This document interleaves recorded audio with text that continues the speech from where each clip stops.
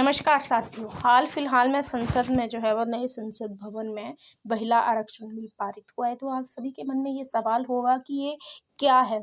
मैं वो बताऊंगी कि महिला आरक्षण बिल क्या है और इसका थोड़ा सा हिस्टोरिकल बैकग्राउंड बताऊंगी और आगे की क्या राह होनी चाहिए।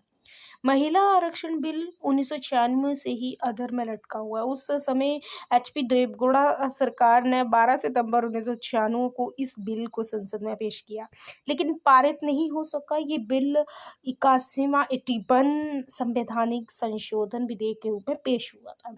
बिल संसद और राज्य की विधानसभा में महिलाओं के लिए 33% आरक्षण का प्रस्ताव था।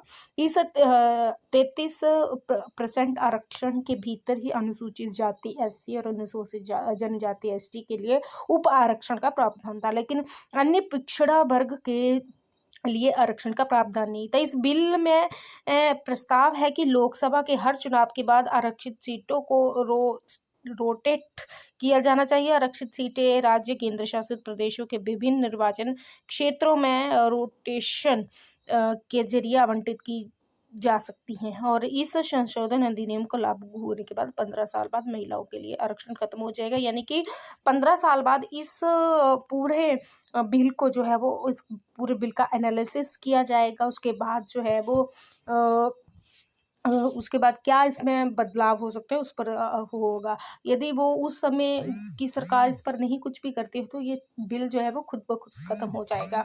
तो 181 सीटों के लिए जो है वो महिलाएं अब दावेदार होंगी। तो ये क्या ये अभी से लागू हो जाएगा? तो ऐसा नहीं है, क्योंकि जो 2024 के चुनाव है ऐसा इस टाइम नहीं होने वाला है।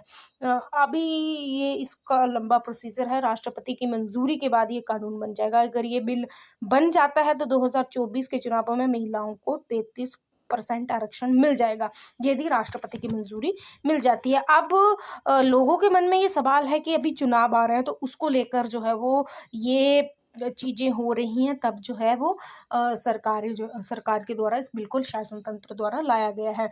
लेकिन आई थिंक आप एक हर चीज़ को देखने के दो पर्सपेक्टिव होते हैं। लेकिन यदि ये बिल जो है वो लागू हो जाता है तो क्या जो सांसद हैं, क्योंकि सबसे ज़्यादा महिला सांसद टीएमसी की हैं, तो महिलाओं की जो दावेदारी ज़्यादा है, जो टीएमसी जो है वो सबसे ज़्यादा महिलाओं सांसद उस पार्टी से हैं। लेकिन हम देखते हैं कि जहाँ पे यदि अन्य पार्टियों की बात की जाए तो इतनी ज़्यादा वो उसमें महिलाओं का बोलबाला नहीं है। तो क्या जो सीटें के लिए पुरुष दावेदार हैं, जहाँ पे पुरुष ही जीतते हैं, लेकिन हालांकि शासन सत्ताधारी दल के भी कई सांसद इस बात का विरोध कर रहे हैं, क्या वो अपनी सीट छोड़ेंगे या नहीं छोड़ेंगे। बिकॉज सीट छोड़ने या नहीं छोड़ने की बात नहीं होती, क्योंकि जब ये कानून बन जाएगा, जब ये कानून बन जाता है तो उसके चलते ये जो है वो, यदि वो महिला के लिए सीट आरक्षित होती है तो वहाँ पे पुरुष नहीं खड़ सकता। तो लेकिन देखते हैं अभी क्या बनता है। तो सबसे पहले मैं आपको बताऊंगी इसका हिस्टोरिकल बैकग्राउंड क्या है, कि इसे मई 2008 में राज्यसभा में पेश किया गया था। इसे स्थायी समिति को भेजा गया था और 2010 में इसे संसद में भी जो है वो पारित किया गया था। संसद में भी पारित इसको किया गया था और अंततः लोकसभा में प्रेषित किया गया। हालांकि ये विधेयक 15वीं लोकसभा में समाप्त हो गया था। अब इसके इम्पोर्टेंट पॉइंट्स क्या हैं, मूल बिंदु इसके क्या रहते हैं। तो इस विधेयक का मूल विचार एक संवैधानिक संशोधन से उत्पन्न हुआ था, जिसे 1993 में पारित किया गया था। और संवैधानिक संशोधन में कहा गया कि ग्राम पंचायत में ग्राम परिषद नेता और सरपंच का यादृच्छिक 1/3 पद महिलाओं के लिए आरक्षित किया जाना चाहिए। महिला आरक्षण बिल जो है वो जो विधेयक है लोकसभा और राज्य विधानसभा तक विस्तारित करने के लिए दीर्घकालीन योजना शुरू किया जाना चाहिए। अब यदि ये कानून बनता है तो स्टेट से भी परमिशन लेनी पड़ेगी कहाँ कहाँ ये लागू होगा। महिलाओं के लिए लोकसभा और सभी राज्यों में 33% सीटें आरक्षित करने का प्रावधान है। ये विधेयक के बारे में आपको जानकारी दूंगी। आरक्षित सीटें राज्य और केंद्र शासित प्रदेश के विभिन्न निर्वाचन क्षेत्रों के रोटेशन द्वारा आवंटित की जा सकती हैं और अधिनियम लागू होने के बाद 15 वर्ष बाद, जैसा कि मैंने आपको बताया कि यदि सरकार ये चाहे कोई भी सरकार हो, इस बिल पर संज्ञान लेती है और इस बिल का एनालिसिस करती है कि इसमें क्या ज़रूरी और चेंजेस आना, क्या सीटें बढ़ाई जानी चाहिए और क्या क्या चीज़ होनी चाहिए। यदि नहीं लेती है तो ये बिल ऑटोमेटिकली समाप्त हो जाएगा। अब ज़रूरत क्या है? ग्लोबल जेंडर गैप रिपोर्ट 2021 के अनुसार भारत में राजनीतिक सशक्तिकरण सूचांक में 13.5% अंक की गिरावट आई है और महिला मंत्रियों की संख्या 2019 में 23.1% थी, 2021 में वो घटकर 9.1% गिरावट आई है। क्योंकि जिस देश में हम इक्वालिटी की बात करते हैं तो इक्वालिटी सभी जगह होनी चाहिए, चाहे सोशली हो, इकोनॉमिक को हो, जिस भी मर्जी हो।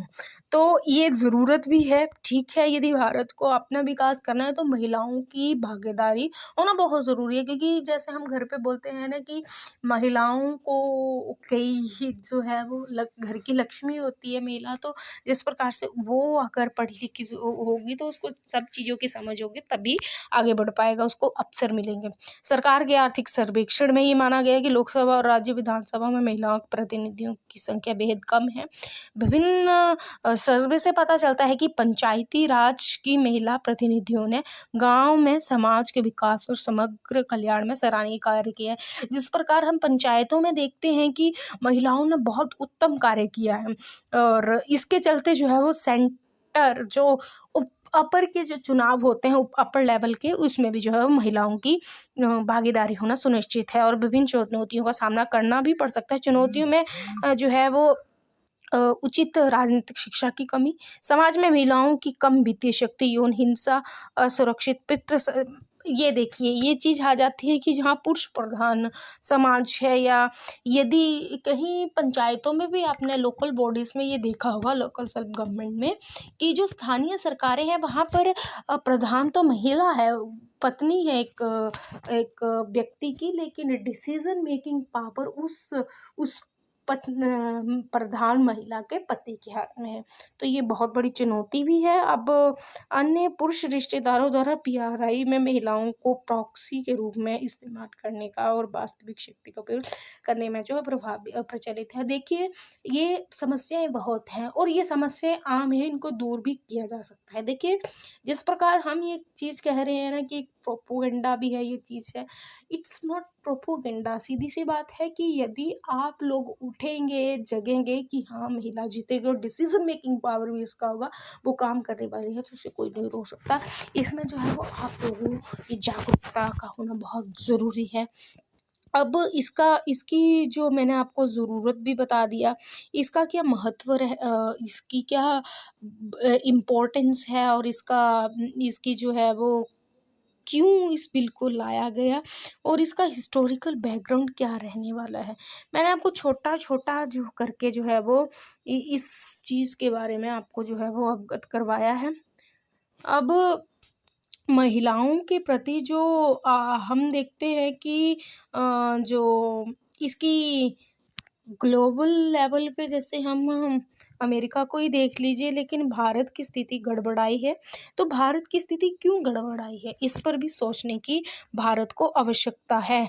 वर्तमान समय में महिलाओं का राजनीतिक सांप्रदाय की 3 सिद्धांत और गैर सिद्धांत पर आधारित है कि महिलाओं, इस बिल का जो है वो महत्व भी बहुत बड़ा हो जाता है।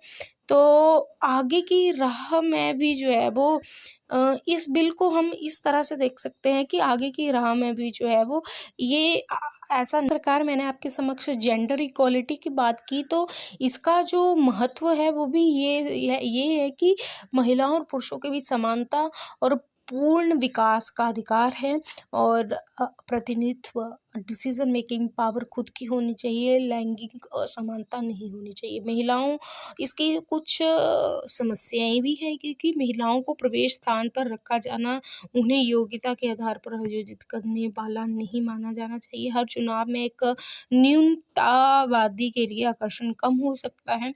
लेकिन यदि हम आगे बढ़ने का रास्ता देखें तो अविश्वासी जो पार्टी स्तर पर मूल सुधार होना चाहिए। और विश्वासी राज गोस्वामी ने ग्राउंड लेवल पर महिला कलाकारों की भूमिका में महत्वपूर्ण भूमिका निभाई है। यहाँ कोरोना में महिला दार्शनिक को पश्चिम से अलग करना और वास्तुशिल्प करना महत्वपूर्ण है, और गहनों के पुनर्वितरण उपकरण के लिए जी करना है। और यहाँ तक कि एक बार जब महिला राजनीति में पुरुषों के बराबर कहा जाता है, तब भी उन्हें अनलॉक का सामना करना पड़ता है। ऐसा क्यों है? क्योंकि महिलाओं को 33% का आरक्षण दे दिया जाता है, लेकिन ऐसा क्यों है? तो सस्टेनेबल डेवलपमेंट का ये महत्वपूर्ण हिस्सा है। महिलाओं की भागीदारी, महिलाओं की समानता सतत विकास का महत्वपूर्ण हिस्सा है। यदि भारत को एजेंडा 2030 भी पूरा करना है, तो इसमें जो है वो ये आरक्षण जो है वो पूरी तरह से होना चाहिए और लैंगिक समानता होनी चाहिए। तो आई होप आपको पूरा डिटेल में समझ आ गया होगा। थैंक यू वेरी मच, और चैनल को प्लीज़ सब्सक्राइब कर लें ऐसी वीडियोस के लिए। Thank you very much.